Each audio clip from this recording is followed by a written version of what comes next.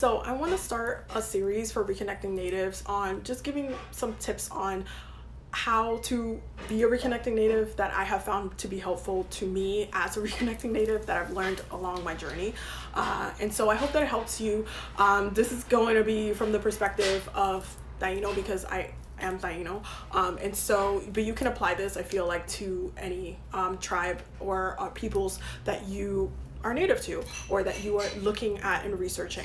So my biggest and number one tip is that one of the things that I've been looking at that has helped me so much is to see where things originate from, okay, naturally, where they originate from, what is native to, and that specifically comes with food or tools or instruments and stuff like that. I was born in the Dominican Republic, so I am definitely come from very mixed ancestry, and so I have influences from so many of my ancestors, and culturally we have influences from Asia, we have influences from the Middle East in the Caribbean, and specifically in the Dominican Republic. We have a lot of influences from a lot of places, and it's important to kind of look at, when I'm looking at ancestrally, one specific ancestor or one specific ancestral area, in this case Taino.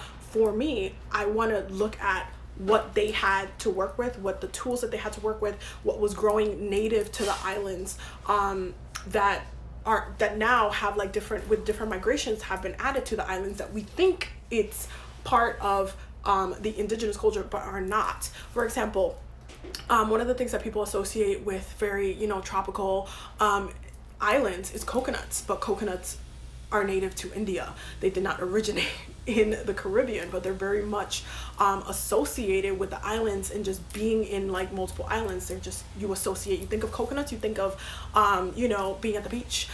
So you kind of have that perception. That is one of the things that I've been doing, is that with every single thing within the culture that I'm part of, I will look at where things originate from so I can understand what my ancestors were actually using. For example, one of the things that within medicine that we use today, and at some point in a couple of centuries ago, is honey. But honey did not originate in the American continent. It was brought over, I believe, in the mid 1800s, if I'm not mistaken. But some of my Taino ancestors, there is a specific medicine associated with honey, and I believe it was swapped for something else. But I can understand now that it's like that is a much later practice. So look at where things originate, understand where things originate, and separate things so you can understand what your ancestors were actually using at the time. I hope that makes sense.